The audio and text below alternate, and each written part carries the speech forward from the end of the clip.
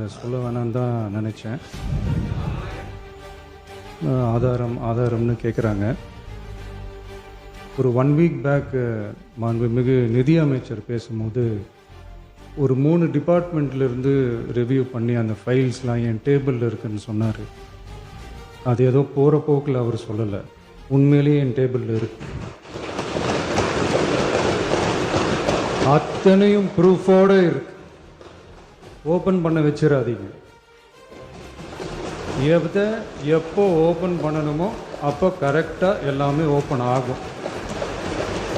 மிகு பேரவைத் தலைவர் அவர்களே, மக்கள்கிட்ட எப்போ பேசணும், என்ன பேசணும், எப்படி பேசணும் எல்லாம் பேசிட்டு தான் அன்பாக ஆசையாக எங்கள் எல்லாரையும் கொண்டாந்து உட்கார வச்சுருக்குறாங்க.